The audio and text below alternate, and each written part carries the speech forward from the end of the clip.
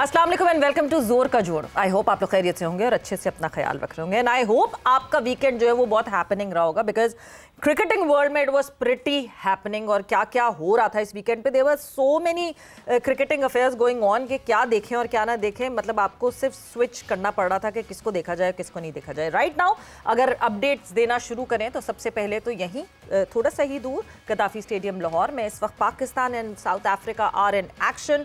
पाकिस्तान जिसका जो है स्टार्ट ऑफ जो है वो बहुत अच्छा हुआ था but they ended up with 378 and इस वक्त south Africa in action 211 for 6 South Africa. दो कोलैप्सेस ट्रिगर हुए पाकिस्तान की बैटिंग में मगर उन कोलैप्सेस को संभाला एंड देन फिर ट्रिगर हुआ। उसके हवाले से बात होगी। साथ ही साथ दूसरी तरफ देखें तो इंडिया एंड वेस्ट इंडीज़ की जो टेस्ट सीरीज चल रही है उसमें डे 4 एंड शायद वेस्ट इंडीज़ को जो है वो नहीं इतना चैलेंजिंग ओपोनेंट समझा गया था but West Indies showed some muscles और इंडिया को जो है वो पुश करके आगे तक ले गया, वरना लोगों को लग रहा था कि 4th डे भी बहुत ज़्यादा हो गया है इस टेस्ट मैच के लिए। सो एक ये क्रिकेटिंग अफेयर चल रहा था during this weekend. Then India women versus Australia women, the ICC Women's World Cup is going on right now। और क्या कमाल हुआ विशाखापट्टनम में, और जहां चौके छक्कों की जो है वो बारिश हो रही थी वहां मैच खत्म होते ही जो है वो फौरन बारिश शुरू हो गई विशाखापट्टनम में। Indian women scoring 330 and Australian women chasing it down. एक ओवर बाकी रह गया था उनका and they chased it down and they one that match with 3 wickets. और जब दो बड़ी टीम एक दूसरे के मध्य मुकाबले होती हैं तो किस तरह का कॉम्पिटिशन होता है वो हमें देखने को मिला जब ये मुकाबला हुआ। Right now ICC women's World Cup की बात करें तो जो मैच इस वक्त जारी है that is Bangladesh women versus South Africa women, they are in action. ये मैच भी विशाखापट्टनम में खेला जा रहा है। इस वक्त जो है 40th ओवर हो चुका है, 144 फॉर 2 बांग्लादेश इज बैटिंग। सो ये सारी अपडेट है इस वक्त जो क्रिकेट चल रही है और इन्हीं सारे मैचेस के हवाले से हमारी होगी डिस्कशन। मैं हूँ सवेरा पाशा और मेरे साथ मौजूद है फलक चौहान और इन्हीं टॉपिक्स पर बात करने के लिए आज हमारे साथ स्टूडियोज में मौजूद है Raya Ajlan, sports analyst. Welcome to the show. Thank you. दूसरी तरफ हमारे साथ मौजूद है Hafiz Mohammad Imran, sports journalist. Welcome to the show. शुक्रिया मैडम, शुक्रिया। बिल्कुल। और वीडियो लिंक पर हमें ज्वाइन करेंगी Iram Javed, international cricketer. Iram, welcome to the show. Thank you. कैसे हैं आप लोग? ठीक हैं? हम बिल्कुल ठीक हैं, आप सुनाएं कैसी हैं? बिल्कुल ठीक है अल्हम्दुलिल्लाह। बस बिल्कुल खैरियत से। इरम, कल जो है वो खैर मजा आया जिस तरह इंडियन वुमेन और ऑस्ट्रेलिया वुमेन का मैच देखा, मतलब it was a treat to watch for a cricket fan. बहुत मजा आया। मैं कहती हूँ कि संडे तो मेरा थोड़ा बिजी चल रहा था लेकिन मैंने सारा कुछ पीछे छोड़ के जिस तरह मैच देखा है और जिस तरह इंडिया ने बैटिंग की है ऐसा लग रहा था कि उनके सामने जो बॉलर्स खेल रहे हैं वो किसी कोई क्लब टीम खेल रही है या उनके ही कोई, या लाइक जिस तरह उन्होंने बैटिंग किया और उसके बाद जिस तरह ऑस्ट्रेलिया ने वो चेस किया है उन्होंने बताया है कि वो किसी वजह से ही नंबर 1 है। और पेरी ने जिस तरह से टीम को कैप्टन ने 140 किया है लेकिन मैं ये बात कहूंगी कि जिस तरह पेरी इंजर्ड होके बाहर गई थी, मैंने उसका फेस देखा। एक क्रिकेटर वो चीज में वो दर्द में फील कर सकती थी क्योंकि जब आप अंदर होते हैं और आप खेल रहे होते हैं और जब ये क्रैम्प्स और हैमस्ट्रिंग, क्योंकि हैमस्ट्रिंग जो है जब ऑब्वियसली हर इंजरी बुरी होती है लेकिन हैमस्ट्रिंग और ये जो क्रैम्प्स हैं ये आपको लाइक आप खड़े भी नहीं हो सकते। लेकिन जिस तरह से वो वापस आई है और टीम को वो फिनिश उसने विनिंग नोट पे उसने फिनिश किया है तो मैं कहती हूँ यार कमाल, उसने बहुत बहुत कमाल इनिंग खेली है। बिल्कुल, बहुत ज़बरदस्त इनिंग और बहुत अच्छी क्रिकेट हमें देखने को मिली। अजलान, आपको मैं ज्वाइन इन करूंगी, इस कॉन्वर्जेशन में ज्वाइन इन करवाऊंगी, but before that the day has ended for Pakistan and South Africa. Day 2 ends here, 216 for 6 South Africa and right now they are trailing by 162 runs. देखना यह है कि कल आने वाले दिन में और पहला सेशन बहुत इंपॉर्टेंट होगा कि क्या पाकिस्तानी बोलर्स पहले ही सेशन में जो है थैंक यू वेरी मच कह सकेंगे साउथ अफ्रीका को एंड अपनी बारी ले सकेंगे कि नहीं ले सकेंगे। But coming back to that discussion, जो वुमेन्स वर्ल्ड कप में जिस तरह की परफॉर्मेंस हुई, बिल्कुल सही कहा इरम ने। जिस तरह India started off it was amazing. लग रहा था कि अनस्टॉपेबल है, उनको कोई रोक नहीं सकता। और जिस तेजी से रन्स बन रहे थे लग ऐसा रहा था कि 350 तो बनेंगे but then in the end the collapse triggered और जितना टोटल होना चाहिए था उससे वो 20-30 रन्स कम रह गए। May be that costed. Australia की जगह कोई और टीम होती तो 350 से ज़्यादा स्कोर हो जाता। ऑस्ट्रेलिया की जगह कोई और टीम होती तो चेस भी ना होता। So that's Australia. वो आई थिंक वो सिर्फ उनकी मेंस टीम नहीं, उनकी वुमेंस टीम भी मेंटली इतनी टफ है कि वो किसी भी वक्त जो है मैच को अपने हाथ से नहीं जाने देती। और क्रिकेट मैच का फ़ैसला हमेशा मैच के बाद ही हुआ करता है। मैच के दौरान आप फैसले को अपने ऊपर सादिर करके फिर पूरा मैच उस तरह से नहीं करवाते। तो उन्होंने कि जब तक मैच ख़त्म नहीं होता मैच में हम लोग हैं, उन्होंने इस चीज़ को अपना जो है बना के रखा हुआ मोटो कि वो नेवर से डाई वाली उनकी अप्रोच होती है। और वो हमें कल भी उनकी उस कल वाले मैच में भी नज़र आई। और जिस तरीके से मैच फिनिश हुआ, इट वाज क्वाइट अ, वो जिस तरह के इस किस्म के ना बड़े फिल्मी किस्म के मैच हुआ करते हैं कि एक टीम है जो बहुत ज़्यादा आई है और आती है उसने ब्लास्ट करके रख दिया बॉलर्स को और एक बड़ा टारगेट सेट किया। एंड देन दूसरी टीम फिर प्लेयर इंजर्ड होकर वापस बैटिंग करने आ रहे हैं, मतलब लगान वाली फीलिंग। हाँ, उसके बाद लास्ट बॉल पे जनाब बाउंड्री लग रही है। तो it was a very enterprising match. But सबसे ज़बरदस्त बात जो थी, the kind of interest crowd show to that match. इतने लोग पाकिस्तान का टेस्ट मैच और इंडिया वाला टेस्ट मैच मिला के नहीं आए होंगे देखने जितने उस एक मैच को देखने के लिए आए थे। तो that's very happening science, because इससे पहले जब लास्ट टाइम इन्हीं मैदानों में वुमेन वर्ल्ड कप हुआ था तो इंटरेस्ट का ये लेवल नहीं था। सो ओवर द इयर्स हमने ये देखा है कि वुमेन क्रिकेट ने किस तरह से ग्रो किया in terms of fan base as well, and specially in our part of the region. जब हम अपने रीजन की बात करते हैं उसमें किस तरह से वुमेन क्रिकेट की जो है फैन बेस बढ़ी है। बट येस हाफिज, जिस तरह की हम परफॉर्मेंसेस की बात कर रहे हैं, it was brilliant from both the sides, but better of team जो है वो ऑस्ट्रेलिया साबित हुई। देखिए, इससे पहले पाकिस्तान के क्रिकेट के हलकों के लिए एक अफसोसनाक खबर है कि वज़ीर मोहम्मद साहब का इंतकाल हुआ है। उनके अहल खाना से ताज़ियत और अल्लाह ताला उनके दर्जात बुलंद फरमाए। मोहम्मद फैमिली की बहुत खिदमत है पाकिस्तान क्रिकेट के लिए। और ये 1952 में जब पाकिस्तान ने लखनऊ में अगेंस्ट इंडिया अपना पहला टेस्ट मैच जीता था तो उस टीम का हिस्सा थे। और मेरा ख्याल है ये अकलौते खिलाड़ी रह गए थे उस टीम में से जो हयात थे। शायद इसमें कुछ हो सकता है कि करेक्शन करनी पड़े, तस्हीह की ज़रूरत है। यही है, गालिबन ये आखिरी थे। वो तमाम खिलाड़ी जो 1952 में जिन्होंने पाकिस्तान के लिए पहला टेस्ट मैच जीता था अगेंस्ट इंडिया इन इंडिया, वो अल्लाह को प्यारे हो चुके हैं। तो इनके लिए शोएब मोहम्मद साहब के अंकल हैं और इन सारी फैमिली की पाकिस्तान क्रिकेट के लिए बहुत खिदमत है। अल्लाह इनके दर्जात बुलंद करे। जहाँ तक ताल्लुक़ इस चीज़ का है कि इंडिया और ऑस्ट्रेलिया के उस वनडे मैच का जिसमें 330 समथिंग चेज़ किया ऑस्ट्रेलिया ने, दोनों तरफ से आपको इनफरादी तौर पर बहुत अच्छे खेल का मुजाहरा भी देखने को मिला है। इंडिया के लिए ये दूसरा मैच है जहां उनकी बॉलिंग चैलेंज हुई है। और उसके साथ एक और चीज़ समझ में आती है, शायद कहीं लगता है कि वो रिलैक्स हो जाते हैं अर्ली विकेट्स लेने के बाद और उनका रिएक्शन ज़रा स्लो होता है इंडियन टीम का वाइल फील्डिंग या फिर बॉलिंग चेंजेस।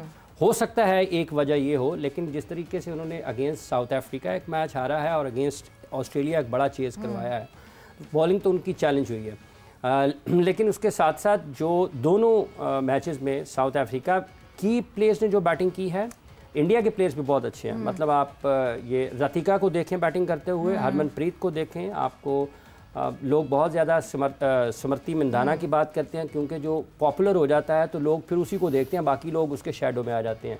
पाकिस्तान में भी बहुत सारे लोग शुरू हो जाते हैं, उनको स्मृति के अलावा इंडियन टीम में किसी का शायद पता ही नहीं है। बट मंदाना की बैटिंग देखते हुए आपको मजा आता है। हाँ, लेकिन आप हरमनप्रीत को देखें, जैसे वो उसकी बैट स्विंग देखें। मैं कहने का मतलब ये नहीं है, लेकिन वो उनके तरफ भी बहुत अच्छे प्लेयर्स उसके अलावा भी हैं। इसके अलावा जैसे डिक्लार्क ने बैटिंग की, ट्रेन की बैटिंग इतनी शानदार थी। साउथ अफ्रीका की का जो मैच जीता है और कल के मैच में जिस तरीके से चेस किया है ऑस्ट्रेलिया ने अगेंस्ट इंडिया, आप देखें कि किसी भी लम्हे उन्होंने स्ट्राइक रेट या जो रिक्वायर्ड रन रेट है वो ऊपर नहीं जाने दिया, वो कंट्रोल में रखा है। पूरा मैच उन्होंने कंट्रोल में रखा उसको। ये नहीं है कि वो 6 से शुरू हुए और 10 पे ले गए और फिर उनको वापस 6 पे लाने के लिए मेहनत करना पड़ी है।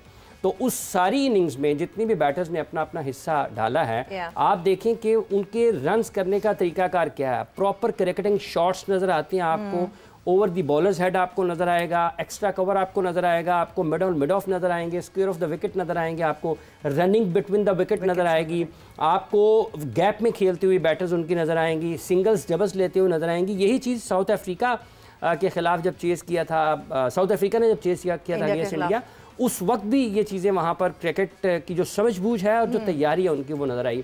और इसमें ऑस्ट्रेलिया ने एक मरतबा से फिर अपने आप को साबित किया कि वो दुनिया में क्यों सबसे आगे हैं। तो उनके चेहरों को देखें कि कभी भी आपको ये नहीं लगेगा कि वो बहुत ज़्यादा दबाव में है। उसकी एक बुनियादी वजह, एक वजह ये है, कई वजूहत हो सकती हैं कि स्किल लेवल के ऊपर कोई कॉम्प्रोमाइज़ नहीं है। बाकायदा तौर पर लोगों को एक ख़ास किस्म की तैयारी के मराहल से गुजरने के बाद नेशनल टीम तक लाया जाता है, और फिर जब वो हाईएस्ट लेवल पर जाते हैं तो फिर उनको ये मसला नहीं होता कि मैंने करना क्या है, मैं कोच से पूछ लूँ, मैं किसी सीनियर प्लेयर से पूछ लूँ, हर किसी को अपने रोल का पता है। ये हमारे खित्ते में क्लैरिटी है और जॉब पता है उनको ना, उनको पता है मैंने क्या करना है। 7 का अगर रिक्वायर्ड रन रेट है तो सबसे पहले जो बैटिंग कर रहा है उसको पता होना चाहिए कि मैंने इसको कैसे अचीव करना है, बाद में तो बाय वालों को बाद में जरूरत पेश आएगी। बिल्कुल। और हमारे खित्ते की जो बात की है, मैं इरम आपकी तरफ आऊंगी, वाकई एक चीज बहुत इंपॉर्टेंट जो कि अजलान ने भी पिन पॉइंट की, never say die attitude until unless you are in this game. जब तक आखिरी बॉल नहीं पड़ेगी, you can win it from anywhere, and that attitude was so evident on the Australian women team, क्योंकि आपको वो दिख रहा था। कि आपने 3 बड़ी बड़ी पार्टनरशिप्स देखी, जिन तीनों पार्टनरशिप में इनफैक्ट एलिसा हेली जो है वो मौजूद थी, मगर फिर भी not giving up and not जिस के इतने रन्स हो गए, वो बहुत इंपॉर्टेंट एक चीज होती है।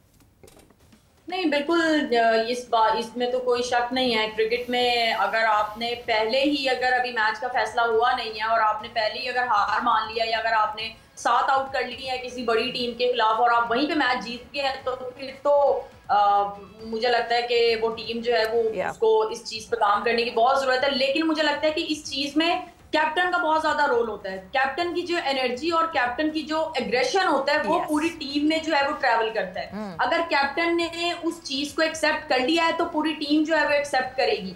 मेरे ख्याल में जिस तरह इंडिया की फील्डिंग थी, उस पे इंडिया के प्लेयर्स से जो है वो काफी कैचेस भी ड्रॉप हुए हैं, और उसके बाद मुझे लगता है टीम जो है वो एकदम थोड़ा सा लो हो गई है। लेकिन हरमन वहां पे मुझे लगता है कि थोड़ा सा हरमन जो है वो प्लेयर्स को उठा सकती थी। हरमन की बॉडी लैंग्वेज वो भी थोड़ी सी डाउन हो गई थी। तो मेरे ख्याल में मेन जो चीज है वो कैप्टन की बॉडी लैंग्वेज पे बहुत ज्यादा पूरी टीम डिपेंड करती है। बिल्कुल बिल्कुल करती है। पेस जो है ना उनकी पेस बॉलिंग, मेरा ख्याल है कि उसमें मसला हुआ। हालांकि वो क्या अमनजोत को जब उन्होंने लाया है, उसने अच्छी गेंदबाजी की है, लेकिन आप थोड़ा सा शॉर्ट बॉल करें उनके बैटर्स को, वो उठा के फेंकेंगे उसको, बाउंड्री बॉल जहां बाउंडोरी बॉल मिला है ना, उन्होंने उससे बाउंड्री निकाली है। और ये वो एक चीज थी जो उस मैच में जिसमें ऑस्ट्रेलिया ने उनको डोमिनेट किया कि बाउंड्री बॉल मिला नहीं है और उन्होंने उसको कन्वर्ट नहीं किया। बट जो ड्रॉप कैचेस और फील्डिंग की बात की है इरम, ड्रॉप कैचेस में तो ऑस्ट्रेलिया भी कल कमाल कर रही थी। लग ही नहीं रहा था कि ये team Australia, 5 drop catches from Australia. India की तरफ से तो शायद 2 कोई ड्रॉप कैचेस हुए। सो ऑस्ट्रेलिया भी कल अजीब ही कमाल कर रही थी। उस वक्त तक आपको ये लग रहा था कि नहीं जी आज तो ये मूड में नहीं है जीतने के, मगर जब बैटिंग करने आई है टीम ऑस्ट्रेलिया, उस वक्त you could see their body language that they were ready for that. और मैं जब देख रही थी तो जब ऑस्ट्रेलिया की विकेट्स भी गिरी हैं और जब डगआउट की तरफ कैमरा गया है तो वो स्माइल कर रहे हैं। वो इतना मतलब एक लाइवली सा माहौल उनके डगआउट में भी है और बिल्कुल इजी है, उन्हें कोई टेंशन नहीं है। हमारा यही डिफरेंस है, लाइक हमारी 1-2 विकेट्स या गिरती हैं तो हम बिल्कुल पैनिक कर जाते हैं, क्योंकि हमें पता है कि नीचे से आके हमें जो पार्टनरशिप्स चाहिए हम उस चीज में लैग कर रहे हैं। हमारे ऐसे प्लेयर्स हैं अभी उस चीज में स्ट्रगल कर रहे हैं कि जहां पे हमें पार्टनरशिप्स चाहिए हम वहां पे जो है वो स्ट्रगल कर रहे हैं, इसीलिए भी हम पैनिक करते हैं। और ये सारी चीजें, फिर वही बात मैं एक दफा कहूंगी कि ये सारी चीजें जो है ये तभी ठीक होंगी जब हम ज्यादा से ज्यादा और लंबी क्रिकेट खेलेंगे। अब ऑब्वियसली हम टेस्ट तो खेलते नहीं है, हम 4 डे 3 डे हम नहीं खेलते हैं, लेकिन जिस तरह मैं अभी पाकिस्तान का टेस्ट देख रही थी, मेरा मतलब मुझे देख के इतना शौक आ रहा था कि काश हमारा जो है 2 डे हो 3 डे हो, हमें भी क्रीज पे रहना है। अब पाकिस्तान लड़कों की जिस तरह क्रिकेट चल रही है और बैटिंग में इतना मजा आ रहा था, और मैं सोच रही थी कि यार ये कितना एंजॉय कर रहे होंगे कि हमने विकेट पे रहना है, हम जितने मर्जी डॉट्स खेलें और हम अपना आराम से सीधे बल्ले से या जैसे भी एंजॉय करके खेलें। तो ये ऐसा नहीं, वो बड़ी मुसीबत में रहे हैं। जब शान मसूद और इमाम बैटिंग कर रहे थे लगता था बहुत जल्दी में है, उनको कुछ ना कुछ लग रहा है, पिच थोड़ी सी गर्म है, वो सीधे उल्टे सीधे। बाबर ने भी बहुत जल्दी की है, बाबर भी थोड़ा सा बहुत क्विक खेला है, लेकिन मुझे लगता है हमारे चारों बैटर्स ने दो बैटर्स ने 93 किए हैं, 2 ने 75 किया, मुझे लगता है इन चारों ने अपनी सेंचुरी मिस की। अच्छा इरम, मैं यहाँ पर आपसे पूछना चाहूंगी कि इंडिया कहाँ पर लैग कर रहा है, क्योंकि अब देख रहे हैं कि साउथ अफ्रीका से भी इंडिया हारा और उसके बाद फिर ऑस्ट्रेलिया से भी हार गया। क्या बॉलिंग कॉम्बिनेशन में कोई गलती थी, ये कहाँ पे लैग कर रहा है? अच्छा, इंडिया का मैं ये कल देख रही थी कि हाफिज भाई को भी शायद मुझे बता सकते हैं, लेकिन जितना मैंने देखा है मुझे नहीं लगता कि इंडिया के टीम में कोई लेग स्पिनर है। मुझे लगता है कि उनकी लेग स्पिनर कोई नहीं है। लेफ्ट आर्म जो बॉलर है चारानी, उसने कल बहुत आउटस्टैंडिंग बॉलिंग की है, और उसके बाद इनके पास ऑफ स्पिनर ही थे। हरमन खुद ही आई है, हरमन ने खुद ही आके ओवर किया है। उसके अलावा दीप्ति है इनके पास, ऑफ स्पिनर है। फिर इनके पास नेराना है, वो भी ऑफ स्पिनर है। तो मुझे लगता है कि इनके पास लेग स्पिनर अगर कोई होता, जिस तरह से इनकी जो यंगस्टर है चारानी, उसने ऑस्ट्रेलिया को कल फंसा के रखा है, तो अगर कोई लेग स्पिनर या एक और लेफ्ट आर्म होता स्पिनर, तो शायद ऑस्ट्रेलिया को ये पकड़ सकते थे। हाँ बिल्कुल कर सकते थे, मगर ये कि यस आई बिलीव के कोई लेगी नहीं है इनके स्क्वाड में। मुझे भी कोई लेगी इस वक्त दिख नहीं रहा, but yes Australia was the better team और ऑस्ट्रेलिया ने अच्छी कारकर्दगी दिखाई। ब्रेक पर जा रहे हैं, वक्त ब्रेक का हुआ है, मगर जब ब्रेक से वापस आएंगे तो what happened in Pakistan versus South Africa, जो कि टेस्ट मैच इस वक्त यहाँ पे जारी है लाहौर गद्दाफी स्टेडियम में। ब्रेक के बाद आके डिस्कशन को कंटिन्यू करते हैं।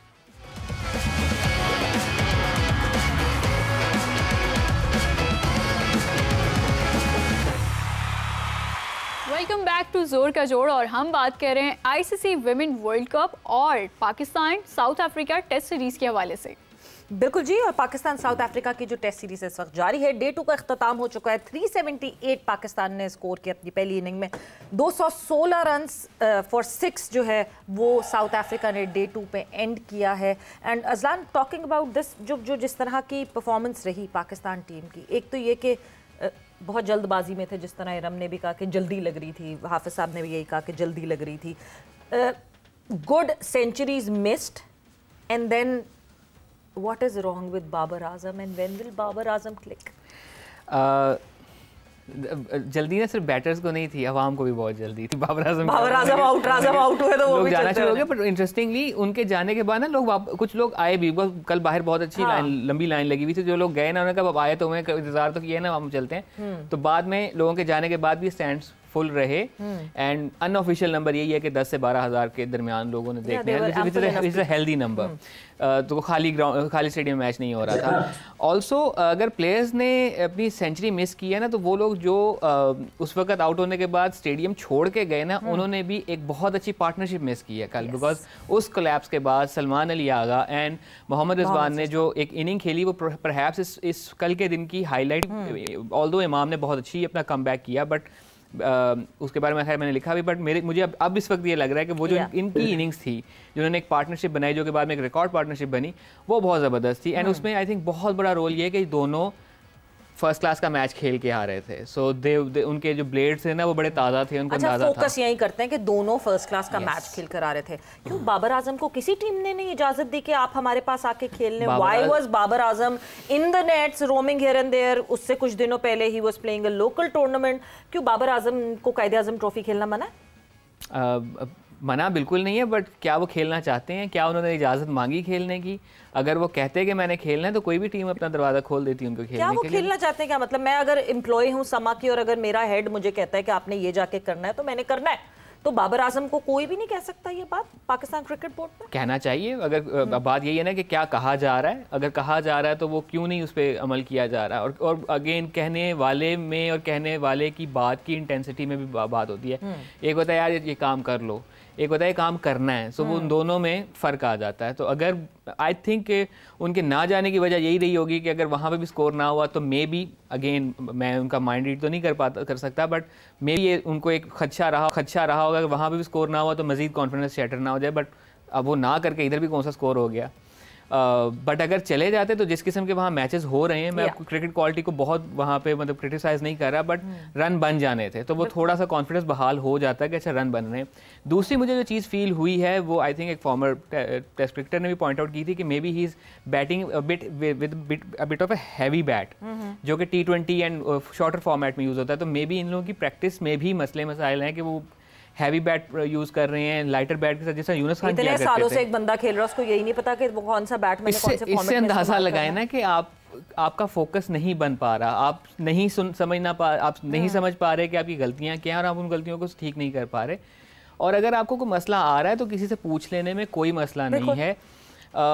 क्या अब अगेन इसको बहुत अच्छे तरीके से जो है वो समझना पड़ेगा कि क्या इनकी प्रैक्टिस में कोई मसला है, क्या इनकी वर्क एथिक में कोई मसला आ रहा है, क्या जिस तरीके से इनको प्रैक्टिस करवाई जा रही है उसमें मसला आ रहा है। Net is a good thing, but net एक बहुत बड़ा स्कैम भी है, बिकॉज मैंने कई ऐसे प्लेयर्स देखे हैं कि जो नेट में चले जाते हैं और फिर उसके बाद ना उनको मस्जिद में ऐलान करके बाहर बुलवाना पड़ता है कि प्लीज़ बाहर आ जाओ, बट मैच में वो परफॉर्मेंस और वो जो उनकी नेट फाड़ सिलसिला चल रहा होता है नेट के अंदर, वो मैच में पता नहीं 124 छक्के कौन से छक्के थे, वो जो 200 पता नहीं कितने वही ना, वो फिर मटेरियलाइज नहीं हो पाती। तो नेट की प्रैक्टिस और मैच की प्रैक्टिस में बहुत फर्क होता है। एंड अगेन नेट की प्रैक्टिस में भी आप आइदर बॉलर के हाथ से प्रैक्टिस कर रहे हैं या थ्रो डाउन्स करवा रहे हैं विद साइड आर्म, उससे बहुत फर्क पड़ता है। बिल्कुल, उससे बहुत फर्क पड़ता है। फलक, आपकी प्रैक्टिस की क्वालिटी क्या है? अजलान साहब, चलिए बाबर आजम की तो बात होगी है, इमामुल हक का आपको कमबैक कैसा लगा? क्या वो उम्मीदों पर पूरा उतरे हैं और काउंटी की परफॉर्मेंसेस का क्या उनको फ़ायदा हुआ है, आपको लगता है ऐसा? इमाम कंसिस्टेंटली पिछले कुछ अरसे से एक बहुत अच्छा खेल रहे हैं भी, उनके मुतालिक एक वो भी वो जो इनकी इमेज बनी हुई थी उस इमेज से भी बाहर निकलने की वो कोशिश कर रहे हैं। वो जो उनकी for the lack of a better word गैर निसाबी सरगर्मियाँ चल रही थी, उस इमेज से भी वो बाहर निकलने की कोशिश कर रहे हैं। तो अभी का जो उनका कमबैक है वो प्योरली उनकी बैट की बेस के ऊपर हुआ है। वो चाहे एनहांस करें किस इमेज से निकलने की बात करें, मैंने बोला ना गैर निसाबी सरगर्मियाँ, निसाब तो उनका बैटिंग करना है या फील्डिंग करना है, बिकॉज पॉइंट के बहुत अच्छे फील्डर हैं। तो अभी का जो उनका कमबैक है वो purely on the basis of bat है। He is a very good player. एक दफ़ा हाफिज़ साहब से मेरी ऑफ एयर बात हो रही थी कि इसने खेल ही जाना था, इसको फास्ट ट्रैक करके ना हमने इसके साथ भी ज्यादती की बिकॉज पे एक स्टैंप लग गई।